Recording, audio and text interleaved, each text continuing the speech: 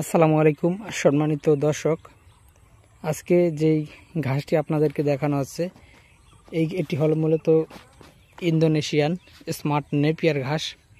দর্শক শ্রোতা, এই ঘাসটি মূলত আপনার লম্বা হয় কম আর আপনার নিচ থেকে অনেক বেশি চারা হয়। দর্শক, এখানে যেই স্মার্ট নেপিয়ারটা দেখানো হচ্ছে এই স্মার্ট নেপিয়ার এবং পাশে যেই জারা ওয়ানটা রয়েছে দেখেন, এটা হলো জারা ওয়ান। একই সময় কাটা হয়েছিল।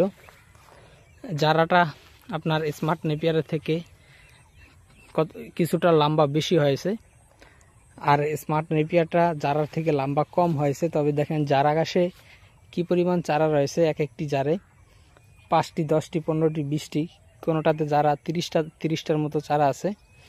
আর এই স্মার্ট নেপিয়ারে আপনার ম্যাক্সিমাম জারে 150 থেকে 200টি করে চারা আছে।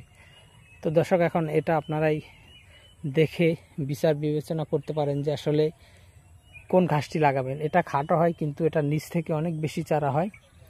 আর আপনার জারা ওয়ান, এই দেখেন এটা হলো জারা ওয়ান, এটা লম্বা হয় কিন্তু আপনার নিচে চারা হয় কম, জারে চারা হয় কম।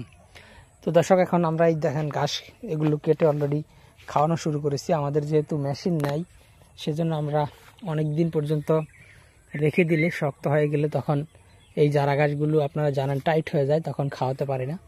তো দর্শক, মূলত সে কারণে আমরা এগুলো কেটে খাওয়ানো শুরু করেছি। এই স্মার্ট নেপিয়ারটিও আমরা কেটে খাওয়াবো। এই জারাটা কাটা শেষ হলে আবার স্মার্ট নেপিয়ারগুলো কেটে খাওয়ানো শুরু করে দেব।